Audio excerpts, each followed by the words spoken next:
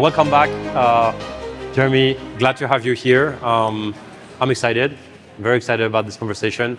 I'm excited first because I think Circle is really one of these companies that I think should be examples for like a lot of other companies building in crypto. I think that you are representing like the right balance between companies that wants to do the right things and be regulated and do things well, by also being independent and still be seen as like crypto native companies. So I think that the positioning that you have today and should really serve as an example. So I'm very excited to have this conversation today. Obviously, I'm very excited also because since very recently our two companies have started to work together, and so I'm really looking forward to collaborating with you and your team and really build the back office infrastructure that is needed for this world to grow and operate independently, compliantly. And so this is another reason why I'm very excited. And just for people who like have been living in a cave for the last 5, 6, 7, even when did Circle start? 11 years ago. For the last 11 years. Circle is the company behind USDC, but also other assets. We'll talk about it. And USDC in just like a couple of stats, it's I think $7 billion in daily transactions. It is between 30 to 40 billion market cap. I think right now today is like around $36 billion market cap. It's obviously the second largest stablecoin in terms of market cap, and it's by far the biggest on the side of like the regulated ones. You guys are working with the top organizations that want to build into the space, either crypto native organizations or more traditional players. And some companies like Stripe, Mercado Libre, Nubank in Brazil, BlackRock are all partnering with you and building this space in partnership with you by leveraging USDC. So this is absolutely amazing. But before we start, like I'd like you to introduce yourself, maybe add a few things that I didn't say on Circle, and then we can move from here.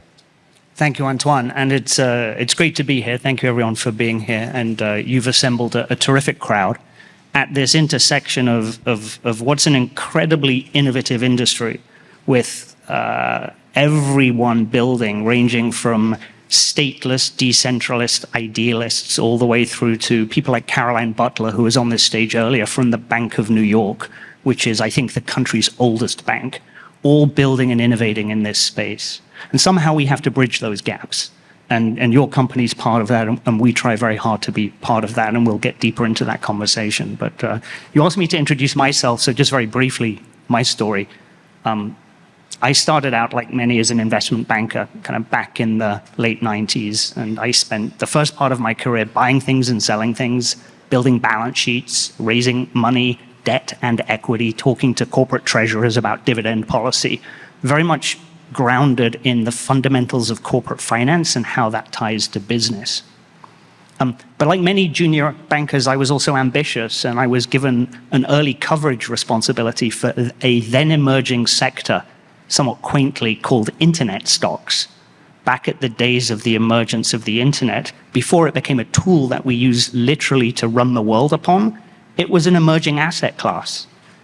It needed money, it needed funding, and it was filled with innovators and visionaries and crazy people and big companies, everyone trying to experiment with this new technology to figure out what are these benefits, because we see so much promise from these ideas of open networks and open architecture connecting everyone in the world so that we can exchange information in a different way. So that's how I got into the idea of open networks, and it excited me all the way back then. I then took a more traditional path and said, well, I want to go learn how to run a large financial institution. So I quit my job, and then I became a management consultant, which some people may think is a very foolish thing to do, to the financial industry. And I spent nearly a decade working with leaders of large financial institutions on everything from strategy and building go-to-markets, building operations, managing risk, and managing finance. And I then said I didn't want to run one. What I really wanted to do, again, perhaps foolishly, was become a CFO. Because for me, this is possibly the most interesting job on a management team other than CEO.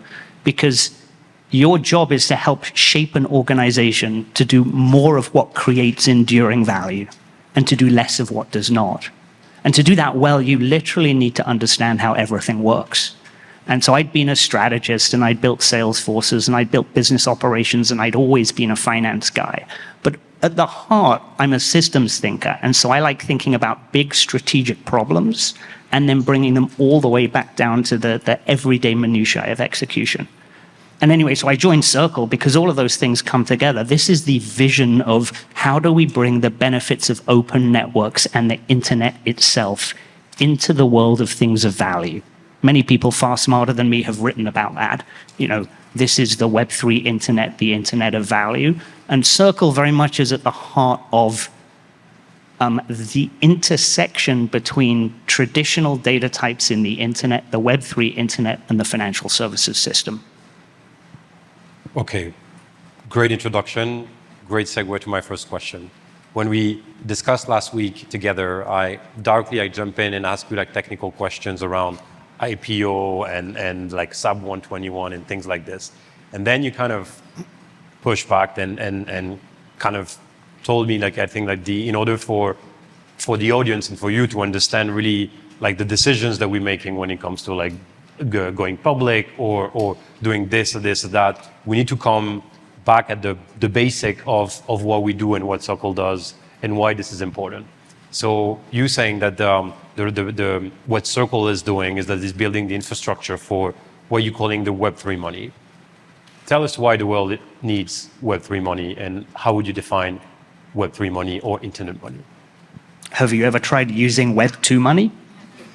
It works really well if you're trying to buy something in the United States of America, and we don't think of payments as a problem. We think they work just fine.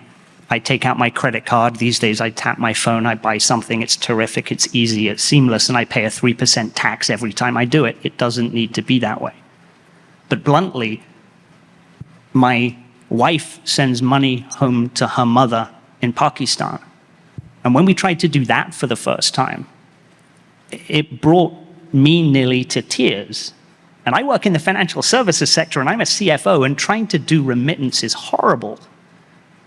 And the people who do studies on these things will tell you it costs 6 to 8% every single time somebody tries to do that very human action. And as always, those high costs are disproportionately borne by those who can least afford to pay them. And those are just two examples. But when I think about what we're doing, which is trying to bring money into the internet as a native internet data type, you can really anchor it just by asking ourselves the simple question of why can't you send your money to anyone, anywhere in the world, nearly instantly, nearly for free, 24/7, 365, the same way you send a photograph or a video or a text message or an email? And when you put it like that, it kind of pulls people up short. It's like, they go, it just doesn't work that way. And you go, why not? Money is just a data type. It's just information. And with Web3, it can work that way as long as a few things happen first. You need to have legitimate money in the internet to enable it to benefit from those powers. And then you need to have all of the other software and services built around it to make it easier for people to do so.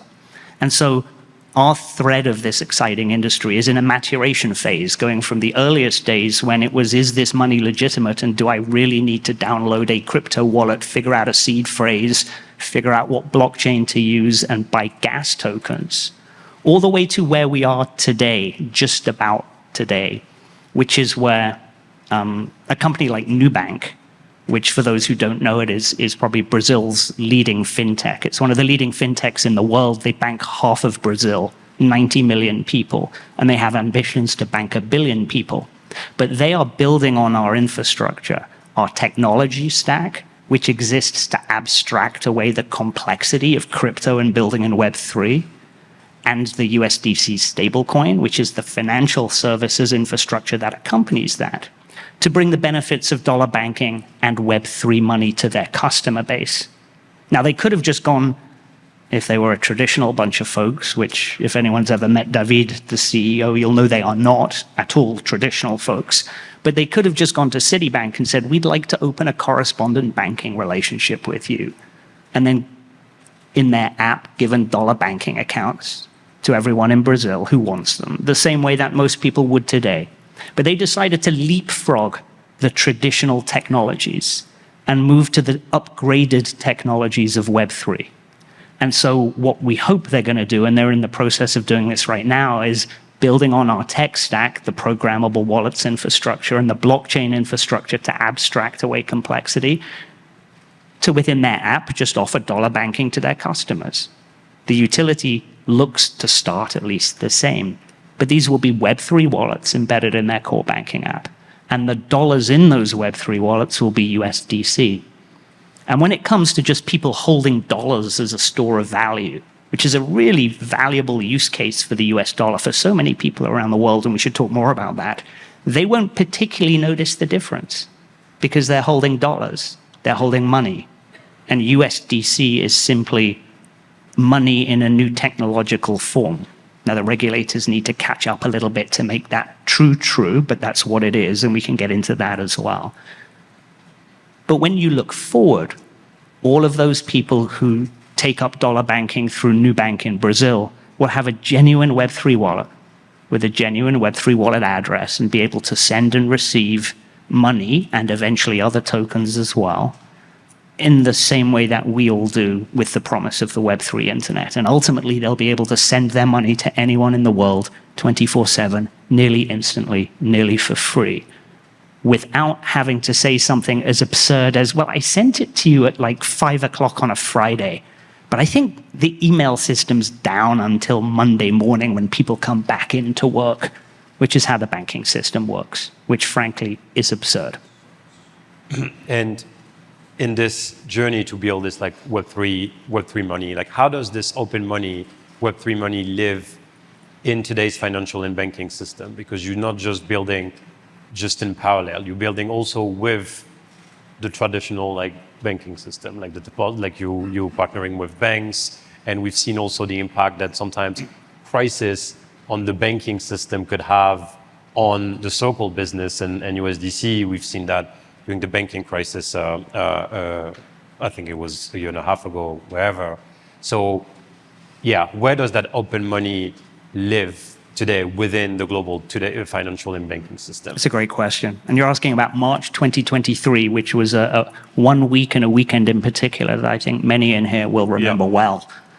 Tough weekend. Where does it live within in the traditional financial system? Well, while there are some among us here, no doubt, who are looking to build a new financial system outside of the reach of governments, and those are valuable ideas, and I welcome the experimentation. With that, such things exist today. 99% of money and financial intermediation exists within the regulated perimeter of the governments of all of the countries all the way around the world. And as we saw in March, this entire industry relies on that regulated financial services money system. As we all do, we all rely on the banking industry just to live our lives and buy things and move money around and store money. So does this industry. And we felt that in that week when, frankly, nearly all the banks in the United States, and it's not a large number, that would even touch a digital asset company, were taken out of existence. And this entire industry effectively got debanked. And we could have a rich political conversation about why that happened and was that a good thing? Was that a bad thing? There's lots of differences of opinion in the body politic. But what it does show is that a legitimate industry's connection to the banking world was pretty delicate. And we all felt that. You said, where does money exist within that? What we've been trying to do, certainly since the nearly 4 years when I joined Circle, was to build a tokenized dollar, not a tokenized bank deposit. And those are two very different things. So our vision is to build a tokenized dollar. And what that means is we want the underlying assets of USDC to be as close to 100% US government credit risk as is possible. Now, you can't quite do that in the United States because of the vagaries of the regulated financial system, but it's what we're building towards. As where we are with our infrastructure built today, right? More than 98% well, let's start with sort of 85% of the reserves is direct US government credit risk.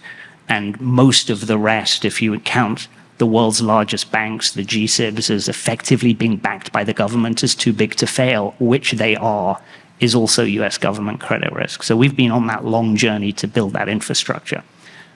But your question was open money, Web3 money. It has to exist alongside and within the regulated financial system. I mean, we've built Circle on the premise that money is and always will be regulated.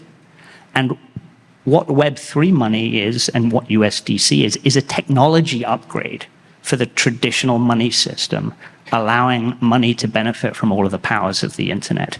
And so critically, and we saw this in March, is building robust liquidity infrastructure so that Web3 money and traditional bank digital money are fully interoperable, where the only limits on that interoperability are the limits of the banking system itself, and where ultimately we can build towards a vision of true 24/7, 365 liquidity. Interesting.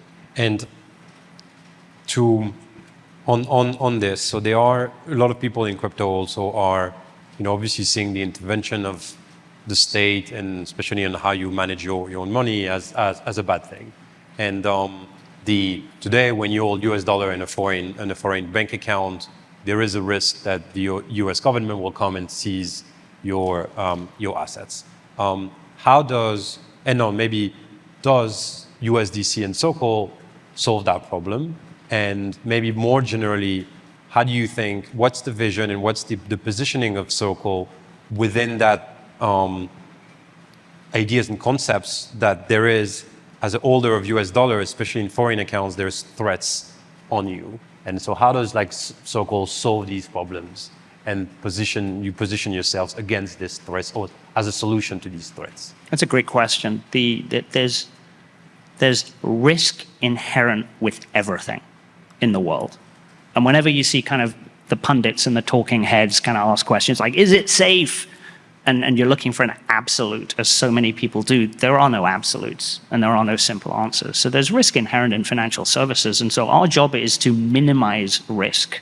And our entire business is built around minimizing risk. I kind of talked about banking earlier, and I'll get to the specifics of your question in just a second, right? But I was at a discussion event yesterday at JP Morgan, and JB Diamond was speaking with us, and it was off the record, but I'll quote him a little bit now here because it was kind of fun. He's like, banks are risky businesses. They fail all the time. It's a direct quote. And he's not wrong. There's been, since the great financial crisis, over 500 bank failures in the United States of America since the financial crisis, which when I looked that up, I was astounded by that number. But banking is a risky business. What do banks do? They do three things. They provide payment, intermediation, and payments infrastructure. They issue money, because remember, most money is issued by, 99% of money is issued by the commercial banking system. And they provide credit intermediation. And the risk comes primarily from the credit intermediation. Because when you put $1 on deposit at a bank, what actually happens is you think it's your money. It's like, no, it's not. It's the bank's money. You give them $1. It becomes their money. They then take risk with that $1, lending it to other people so that they can make as much money as possible. And maybe they'll fail, in which case the government will bail them out and give you your money back. You guys are safe, but the inherent structure is highly risky. So the first thing we're doing at Circle is not to make a tokenized bank deposit. We want to make a tokenized dollar and eliminate all of that credit intermediation risk and minimize the credit exposure to the banking sector. That's always been part of the journey. So part of your question is about failure of the institution. But actually, you were asking about foreign holders of US dollars, and I used that new bank example, so this is instructive, right? People around the world want to hold dollars. They don't want to hold most other currencies, and there's some pretty good and obvious reasons for that. And that includes the people of China and the people of Russia, whose governments are trying to promote their currencies in sort of a geopolitical macro war of de-dollarization. So people want to hold dollars. But if you're holding dollars in pick your country, right? If you're holding dollars in let's just use Brazil or Venezuela or wherever. If you're holding dollars in a financial institution in any one of those countries, you have multiple vectors of risk. The first is the institution, the local institution you're holding those dollars in could go bankrupt. The second risk is that the local government could come and seize your dollars and change your mind. And the third risk, right, is the inherent risk of the US dollar itself. So when you look at what kind of new bank are doing, what anyone holding Web3 wallets is doing, these are Web3 dollars, so the instrument is yours. And so as long as it's in your wallet where you control the keys, right, you've effectively taken away the government seizure risk. The risk of the institution is no longer the institutional risk of the holding institution. It's the institutional risk of the issuer of the money, which in this case would be Circle. And I would just posit to anyone here that the US government's bank regulatory structure is the strictest in the world, as everyone here operating in this country knows. And the way that US institutions are regulated and how robust they are and the backstop that the government provides them is way in excess of anyone else. And so you eliminate an awful lot of those risk vectors for the ordinary humans who want to use this. They won't think about that, but if you think about how to make money safer for everyone in the world, you want the money not to be exposed to bank failure risk.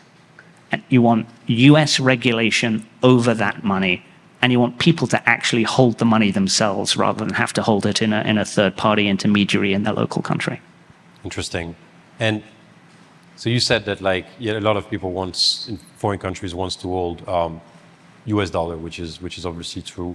Would you say that's part of Circle mission also to fight for this global USD dominance and fight against the dollarization of the world? Are you a fighter for US dollar basically? So that's not Circle's mission, right? Our mission, and we have a mission statement, and we're actually quite a mission-driven company, is to raise global economic prosperity through the frictionless exchange of value. And that's been Circle's mission since its founding 11 years ago. And as a lifelong financial services person, it's really heartening to be working in a business that's trying to lower costs and lower frictions for the benefit of people rather than to charge an awful lot of high fees to provide products that are now at the very end of their useful life cycle. So that's not Circle's mission, but I do see something really interesting that's going on with the Web3 internet. And in some ways it parallels the Web2 internet in the English language, right? English was, go back 30 years, the global language. But the emergence of the internet and English being the common language of the internet actually propelled the use of English further and deeper into the global consciousness than ever before. And I think we see something very similar happening with the US dollar. I kind of mentioned governments around the world, many of them trying to build their own currency and payments and trading blocks as a bulwark against dollar dominance. And we see at the macro geopolitical level, right, the US dollar as a reserve currency is diminishing very, very slowly, but it has been diminishing for 20, 30 years.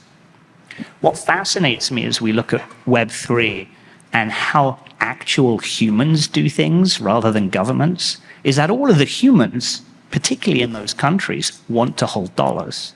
And so I think, this personal view, that the building of the Web3 internet is actually going to accelerate the use of the US dollar as the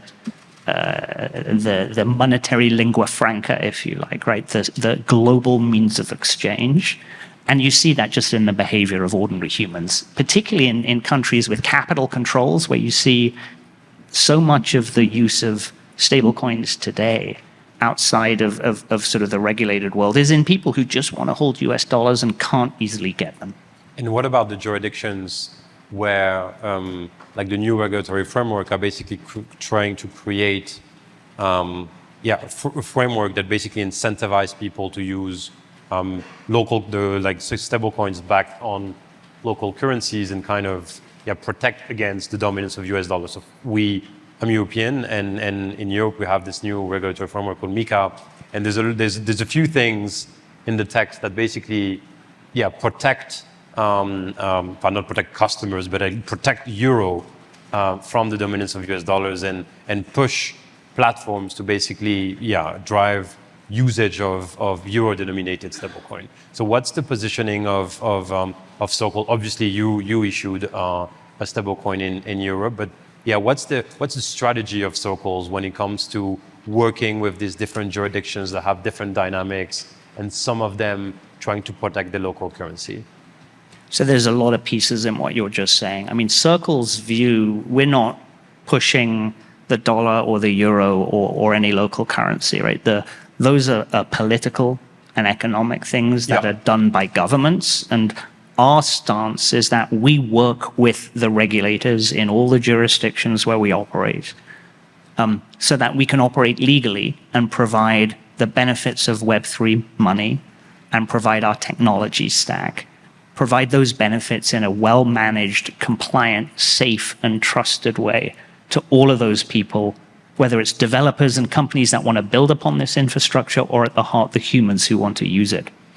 So MiCA, for example, as you know, the Europeans have introduced digital asset regulation. The introduction of that regulation is clearly a very good thing.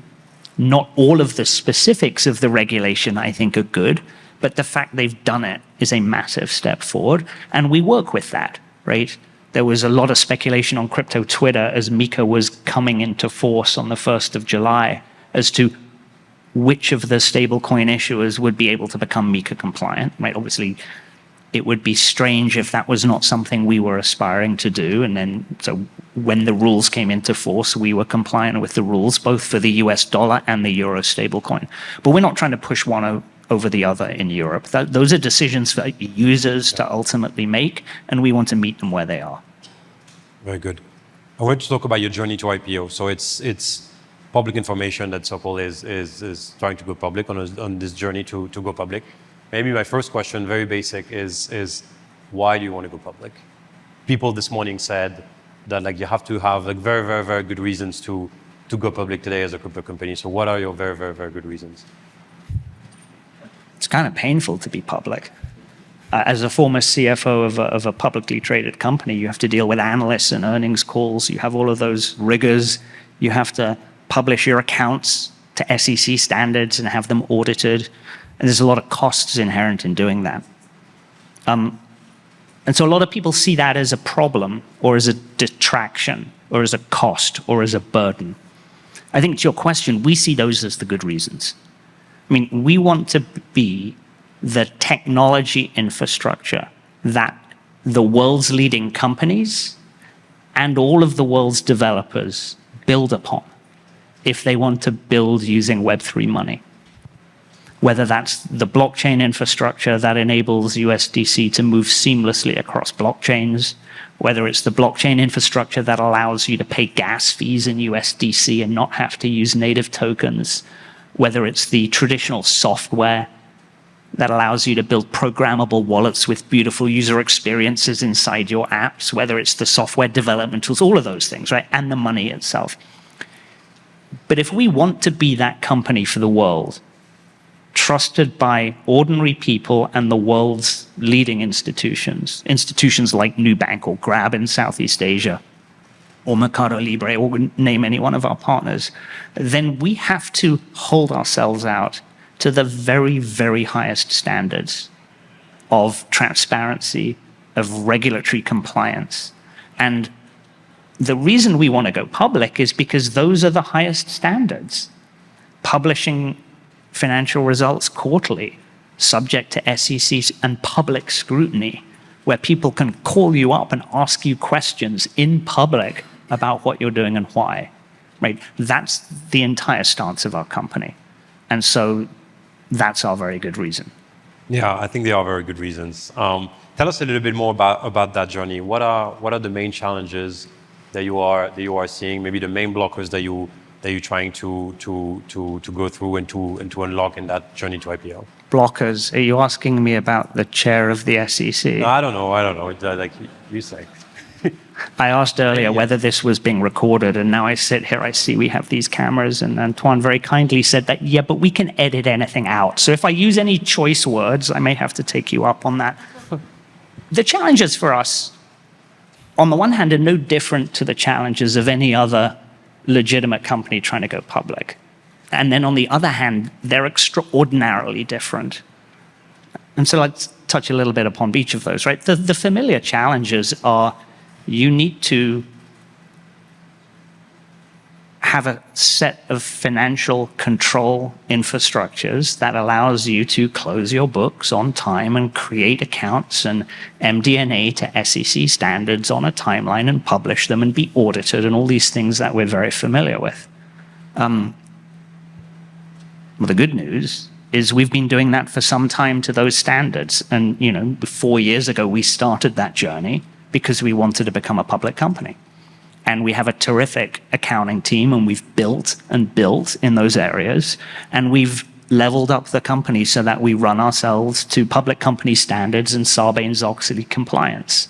And so those challenges are kind of known. They're not trivial by any means, but we've done that and we've gotten there. And it's a credit to our accounting team that we've been able to do that.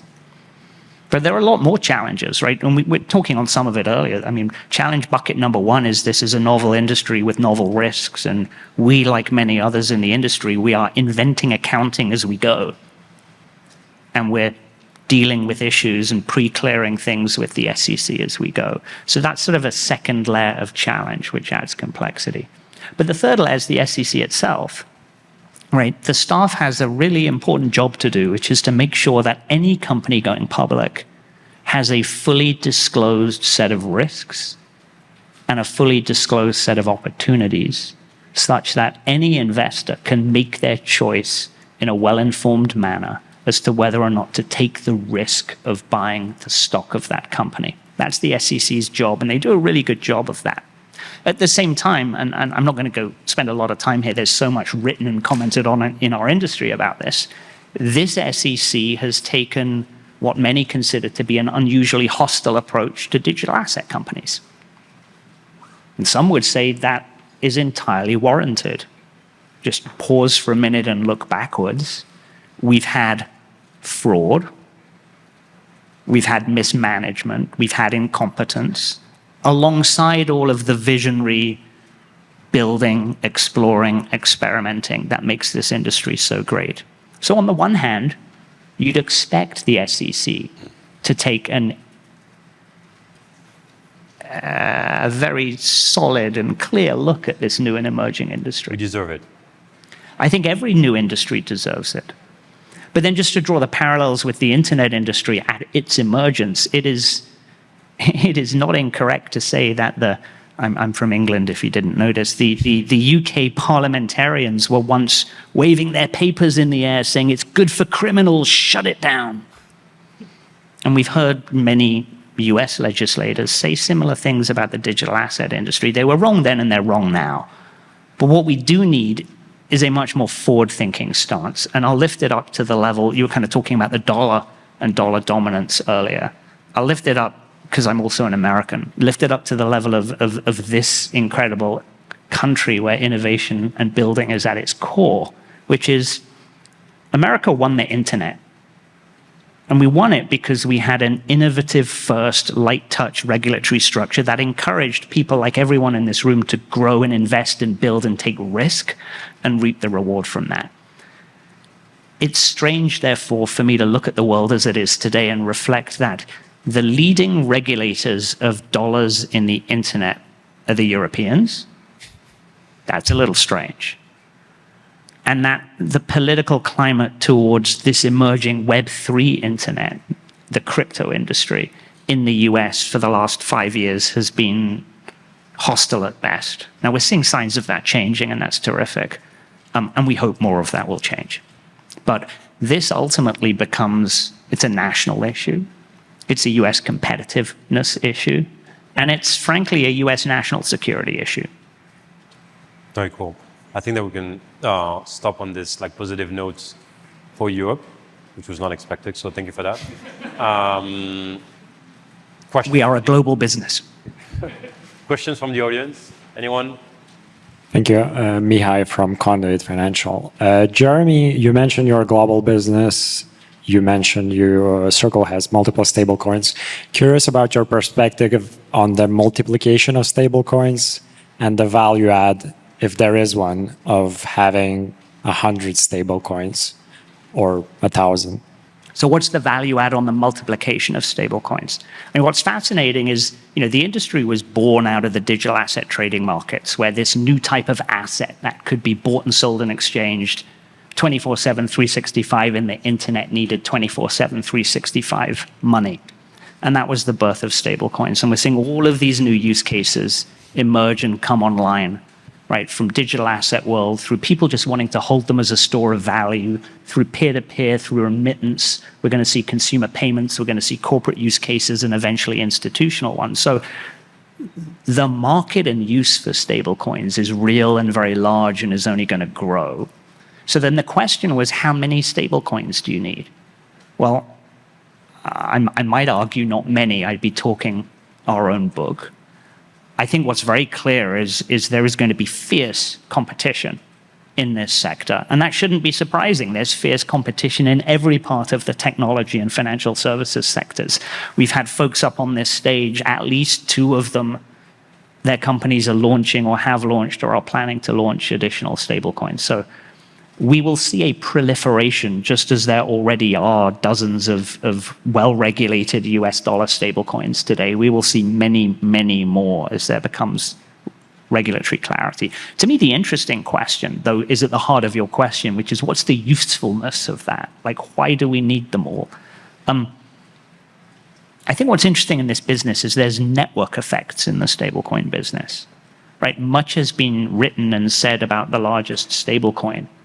And they have a product that's dominant in some areas and extremely popular in many others, and good for them. It's for those users. It's a sound product, and it perpetuates, despite some of the murk and things people say. It perpetuates because people have and find utility in it, and there are network effects to that utility of stablecoins. So, pulling the thread just a little bit further, money is a network effects business. Like, we don't all use different currencies. There's huge value in us all using the dollar, and in the dollar being a currency of the world trade. And the American government benefits from that.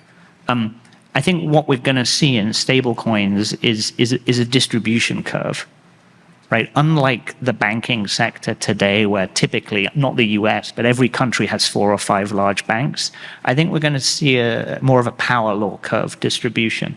Because I think, to the questioner's point, there's not a lot of utility in thousands of stablecoins unless the regulators mandate fungibility, in which case nobody will care.